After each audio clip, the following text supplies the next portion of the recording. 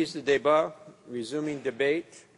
L'honorable député de Châteauguay-Saint-Constant. Merci, Monsieur le Président.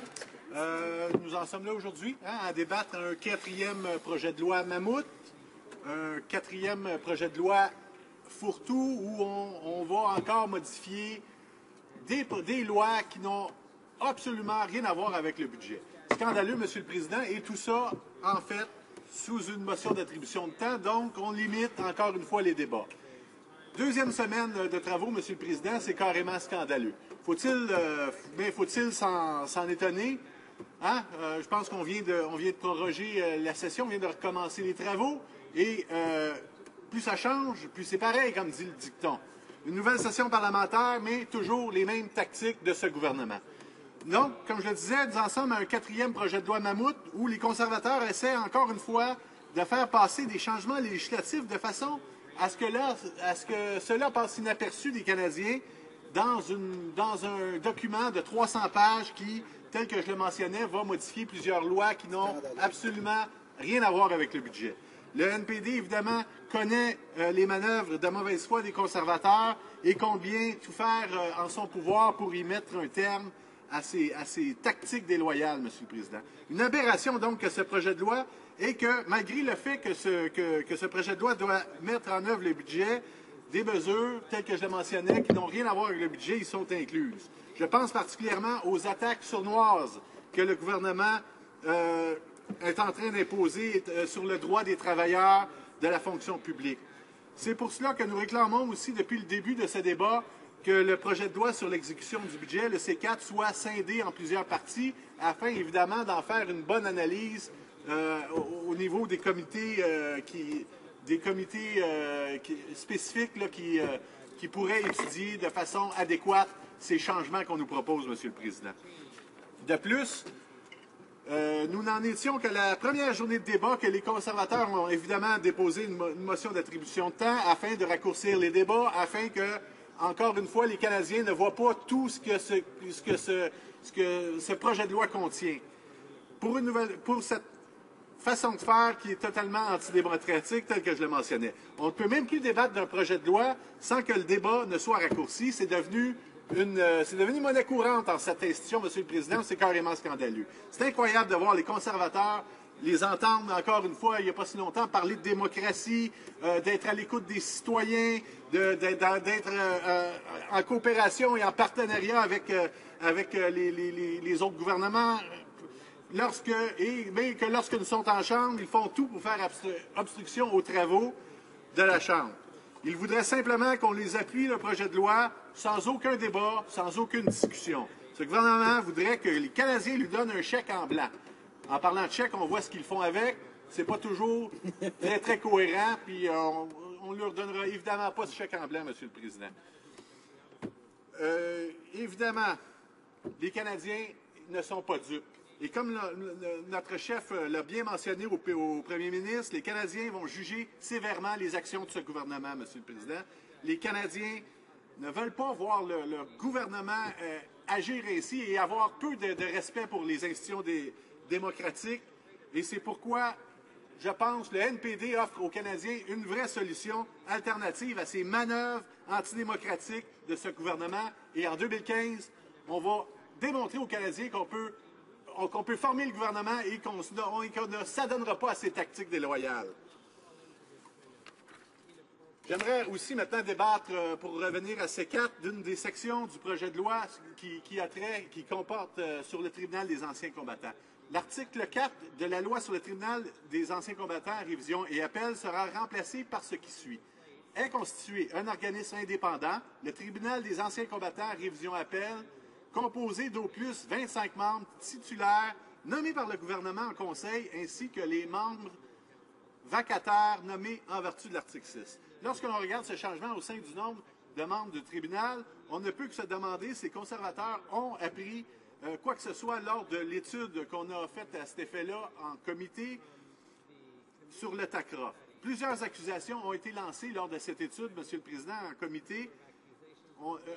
Plusieurs témoins ont mentionné que ce n'était qu'un tribunal qui était l'objet de nominations politiques, d'ingérence, de manque d'équité procédurale et de manque d'expertise, et etc.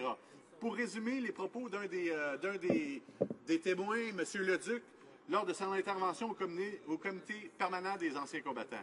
Malheureusement, nos anciens combattants ne bénéficient pas d'une audience juste et équitable. Je crois que cette affirmation résume bien la problématique que les vétérans vivent avec ce tribunal. Est-ce que les conservateurs ont fait des changements pour s'assurer que ce tribunal devienne juste et impartial? Absolument pas, M. le Président. Ils ont préféré diminuer le nombre de membres qui vont siéger sur ce tribunal pour les faire passer maintenant de 28 à 25, ce qui ne pourra avoir que pour effet que de ralentir les travaux, que de rallonger les délais, malheureusement.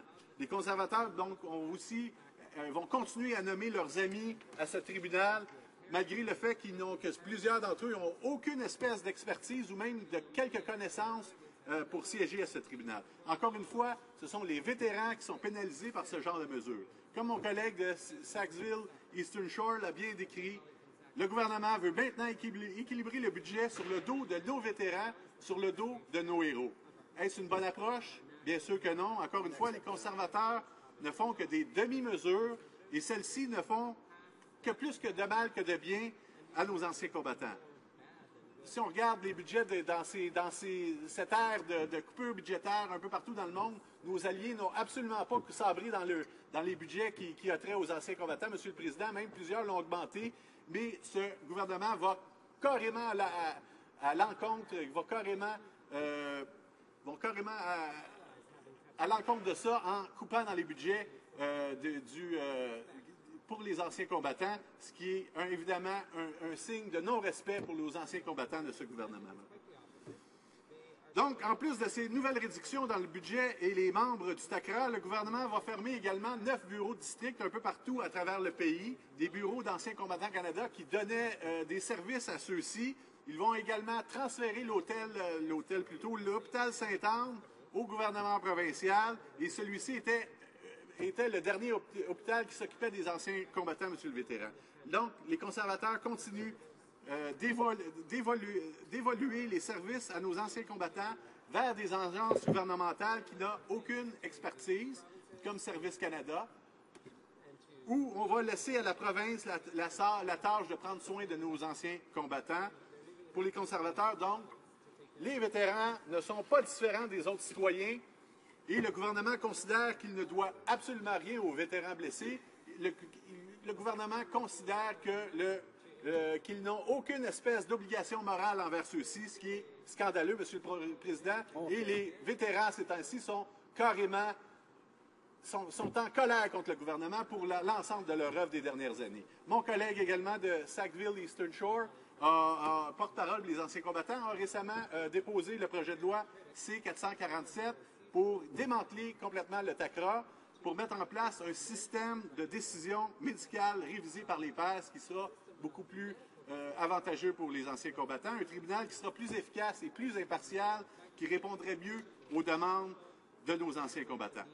Les conservateurs, évidemment, fidèles à eux-mêmes, ont décidé de mettre en place que des demi-mesures en réduisant le nombre de membres tel que je le mentionnais pour le faire passer de 28 à 25, ce qui pourrait potentiellement d'augmenter les délais pour les audiences de ce tribunal.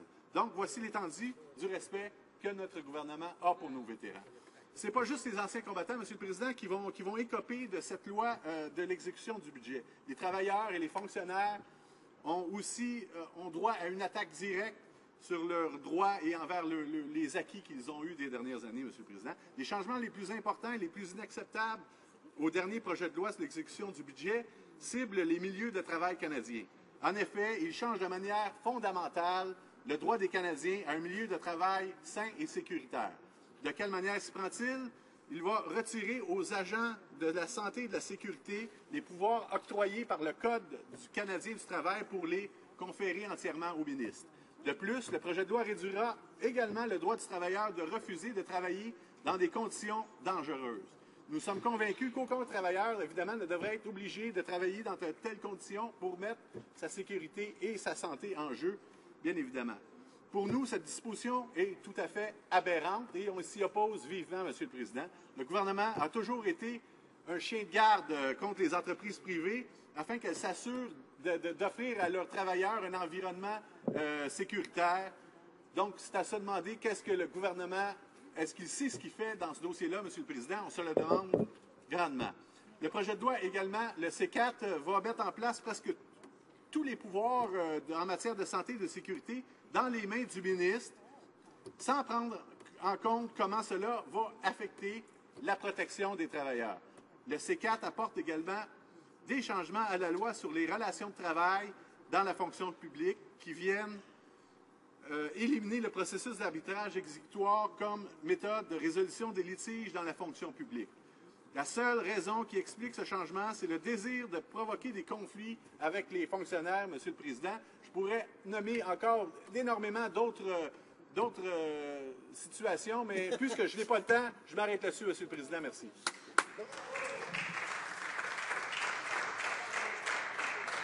Questions et commentaires, questions and comments. The honourable member for Surrey North. Thank you, Mr. Speaker. I want to thank my colleague for that excellent speech on Bill C-4. Mr. Speaker, the Conservatives came into this session with drums rolling, and they were going to talk about consumer first agenda. And yet, we see in this bill, Bill C-4, which is an omnibus bill that deals with 70 different laws of this country, they failed to address any of the consumer agendas that Canadians want. They failed to address the passengers' Bill of Rights, airlines passengers' Bill of Rights. It's not here. They have failed to address the telephone bills that are so high, the cellular bills are so high. They failed to address that in this bill. They've also failed to address the gas prices that average Canadians are paying, being gouged by big oil companies. Mr. Speaker, I know my colleagues have done excellent work on the Veteran Affairs Committee, and I've had a number of veterans from my community come to my office and ask for help trying to navigate through Veterans Review and Appeal Board. Can the member highlight some of the issues that he has discovered through his travel and also through his committee in regards to the veterans not being treated fairly? Honorable député de Châteauguay, Saint-Constant. Merci, Monsieur le Président. Je remercie mon collègue pour sa question et ses observations. Effectivement, c'est dans le discours du trône. Le gouvernement a repris plusieurs thèmes du NPD, la défense des droits des consommateurs. On a hâte de voir vers quoi ça va évoluer, mais effectivement, on ne retrouve rien dans ce projet de loi-là qui va aider les consommateurs. Et ça risque d'être drôle de voir qu'il n'y a pas si longtemps, ils ont rejeté du revers de la main plusieurs éléments qu'on a apportés pour aider les consommateurs. Le gouvernement, comme je l'ai mentionné, a rejeté du revers de la main. Ça va être drôle de voir ce qu'ils en pensent maintenant et qu'est-ce qu'ils vont faire pour aider les consommateurs. Pour sa question sur en ce qui concerne le tribunal des anciens combattants, la majeure problème, il y a effectivement plusieurs. On a fait une étude au comité à cet effet-là, et il y a plusieurs problèmes qui relèvent de ce tribunal-là, à savoir qu'il y a un manque d'équité procédurale. Plusieurs personnes qui siègent sur ce tribunal-là sont 24 ou 25 présentement, et plusieurs n'ont aucune connaissance au niveau de la santé, de la sécurité, ils n'ont aucune connaissance militaire, et ils sont appelés, ils ont comme qualité d'être des amis du régime en place, un ami des conservateurs. Ils ont été placés là, une bonne job, mais pas de connaissance. Aucune connaissance, aucune connaissance militaire ou médicale, alors qu'ils sont amenés à se prononcer sur des problèmes que les anciens combattants vivent avec Anciens combattants Canada pour faire renverser l'appel, et ces personnes-là n'ont aucune connaissance, ce qui est complètement aberrant, et c'est pour ça qu'on veut le remplacer. Merci. Questions et commentaires, questions and comments. The honourable member for Winnipeg North. Yes, thank you, Mr. Speaker. And one of the questions I had asked the Minister of Labour was in regards to how we believe within the Liberal Party that she should have, in essence, brought in her own piece of legislation, given the amount of changes that are being put into place through the budget implementation bill. Mr. Speaker, we're talking about the ways in which we define danger, for example, issues related to health and safety regulations, issues related to our unions. There was a lot of substance that was there that ultimately would have seen a great deal more debate and discussion across this country from many different stakeholders, given the importance of the Labour file. And I'm wondering if the member might want to just provide comment as to what I believe is one of the greatest deficiencies of this legislation, and that is the fact that it is incorporating so much other legislation through the back door of the budget bill that it's preventing legitimate debate on a wide variety of other important issues facing Canadians today. Député de Châteauguay-Saint-Constant, vous avez 30 secondes.